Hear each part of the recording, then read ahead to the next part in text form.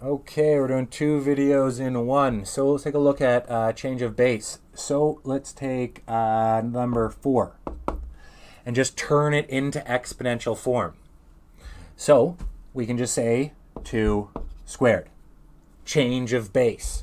We used to have a base of 4. Now we have a base of 2. Change of base. If you need to, you can obviously just do a quick prime factorization tree and know that it's 2 times 2, etc. Check it on your calculator. Check mark. 8. 8 is equal to, well, we have 8, which is 4 times, no, we don't put the times in the table, 4, 2, 2, 2, which means we have 2 times 2 times 2, which is 2 cubed. And we've changed base from 8 to 2. Change of base. Okay, let's do 16. Now, sure, we know it's 4 squared. Let's do that one below. 16 equals 4 squared. But let's change it to a base like 2, like we were doing above. By the way, check your answer on your calculator. Oh, check it every time. Okay, so we know it's 4 squared, but how can we get a base of 2? Well, 2 to the what? Well, instead of doing these silly trees, let's start counting with our fingers. 2 times 2 is 4, times 2 is 8, times 2 is 16. So we know that it's simply 2 times 2 times 2 times 2, or 2 to the 4, the number of fingers that you're holding up. Look at the notes. Finger counting, counting by 2s. 2, 4, 8, 16, 32, 64, 128, 256, 512, 1024. 2048, 4096, 8192, 16,384, 32,700 and something, whatever. Check on your calculator. Okay, so let's take a look at a number 18. So change to exponential form with the lowest bases. Well, let's take 18 off to the right and do prime factorization on the 18. So we're going to get 9 and 2, 9 and 2 and 3 and 3. So we have 2 3s and a 2. So it's 3 squared times 2. Time sign, dot, whichever. Dots are easier because we're going to start getting with x's a lot and you want to round out the x's or whatever. But let's check the answer on the calculator. 3 squared, 9 times 2, 18. Check mark. Not sometimes, not when you're whichever. Check your answer all the time. So another way to do that is just think. So off to the right, we've listed the perfect squares. Perfect squares are 1 times 1 is 1, 2 times 2 is 4, 3 times 3 is 9, 4 times 4 is 16, dot, dot, dot. And then you want to think about the number like 18, and you want to divide it by one of these perfect squares. Because we know 1 is 1 squared, and 4 is 2 squared, and 9 is 3 squared, etc. We want to divide it. We know we can divide it by 9, so we want to divide it by 3 squared.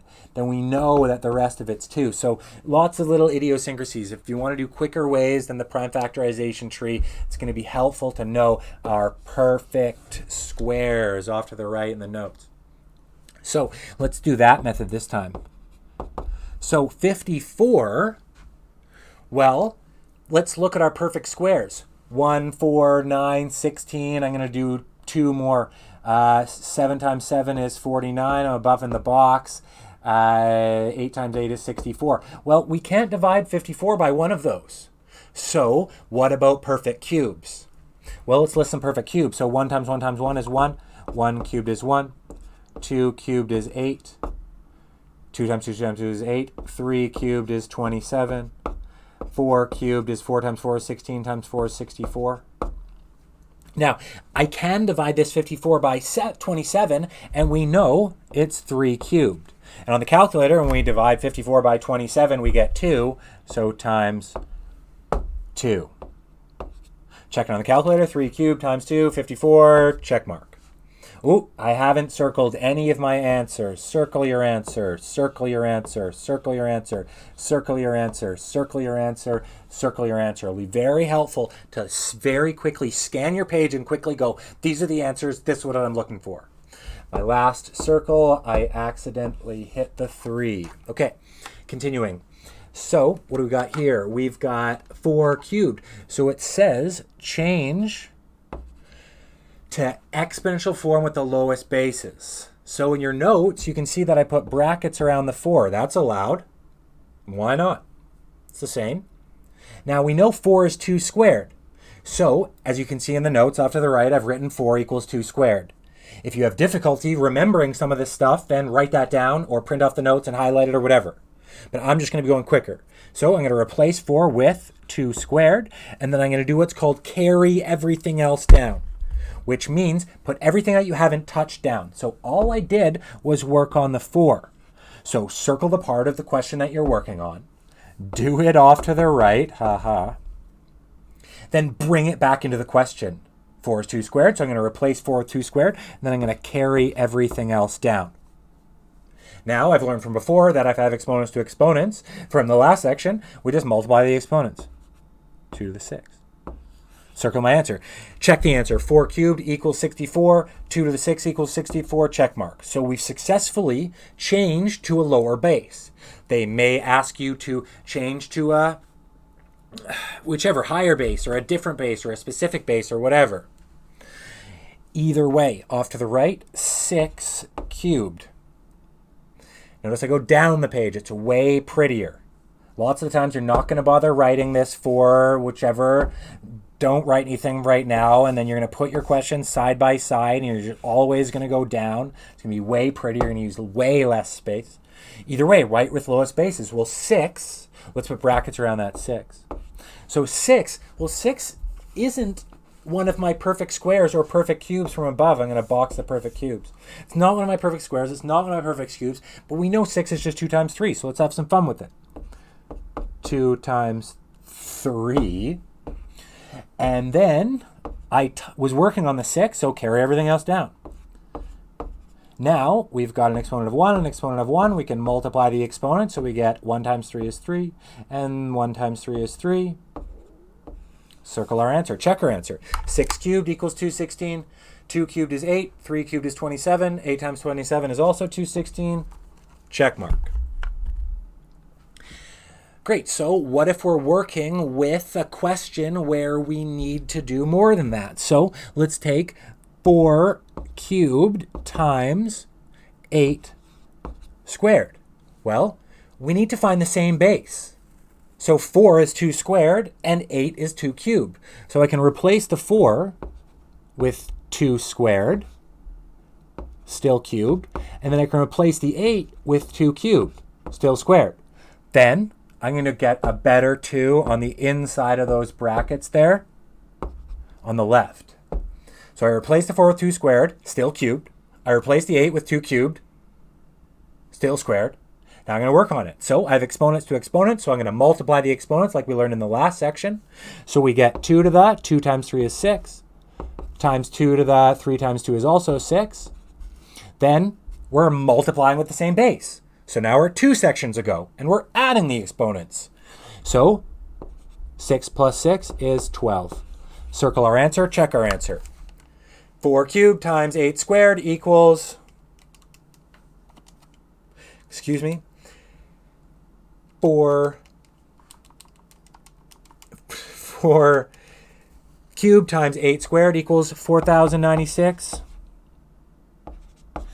And so does 2 to the 12. Check mark.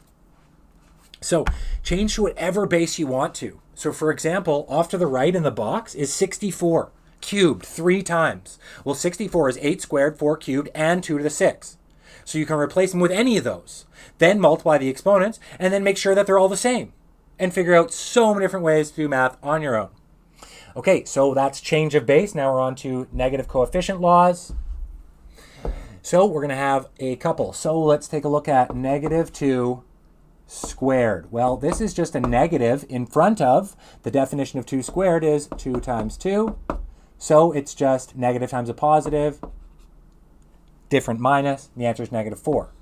Now, type that into your calculator, but be very careful, because some calculators, if you press negative 2 squared, it automatically puts negative 2 around in brackets, which is unnecessary and garbage, and I don't know why it does it, and whichever.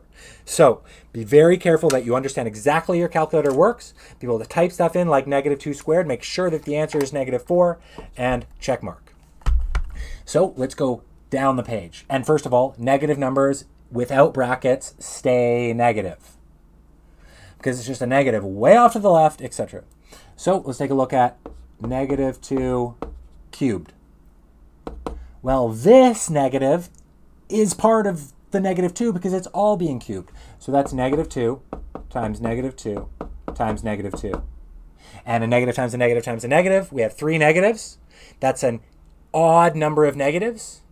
And numbers with brackets to odd exponents stay negative. So negative, and 2 times 2 times 2 is 2 cubed, which is 8. Circle the answer, check the answer on the calculator. Open bracket, negative 2, close bracket, cube, equals negative 8. Excuse me, check mark. Excuse me, so check mark. Okay, so down the page, open bracket, negative 2 to the 4 equals. Well, now the negative is attached to the 2, so we have 4 negatives. So negative 2 times negative 2 times negative 2 times negative 2. And we have an even number of an even exponent, and numbers, negative numbers with brackets to even exponents become positive. So we know the answer is positive. Notice I did that thought all by itself, separate.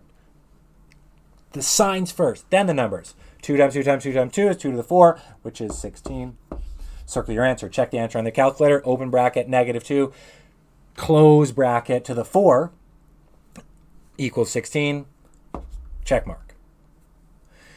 So, off to the right in the notes, I hope you're not writing as gigantic as my notes are. I'm on a digital screen. It's more difficult for me. But off to the right, let's take the exact examples. Negative 2 squared first. The same example that we just did off to the left, exactly on that line. And let's put brackets around it and put a negative in front. Well, we know that inside was the thing that we just did, which was negative 4. So we have negative 4, and 2 negatives side by side, same plus, is positive 4. Circle your answer, type it into the calculator. So, further off to the right in the notes, I just have unnecessary brackets. In order for my stuff to work all pretty, I'm actually going to put it directly above. So, negative open bracket 2 squared. These brackets are unnecessary. Scribble it out. It's exactly the same example that we just worked on. Open bracket, negative 2 squared, close bracket. These brackets are unnecessary. It's exactly the same as the example we just worked on.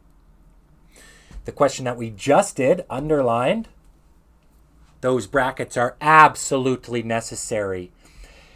And do not think that you can just distribute the negative in, because that's multiplication and you have to do exponents first and brackets, so you'd have to work on the inside first.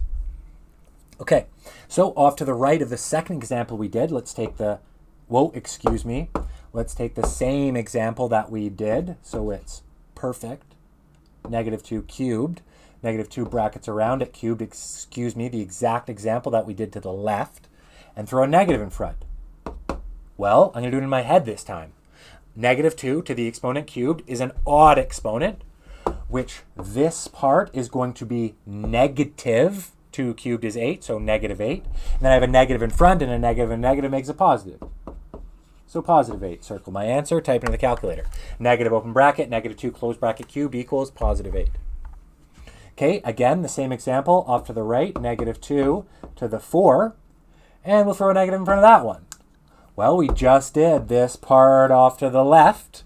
We have a negative in brackets with an even exponent, so that means that it's going to become positive, the part that I circled. Then we have a negative in front, and a negative and a positive is a negative. So, negative 16 equals, circle our answer.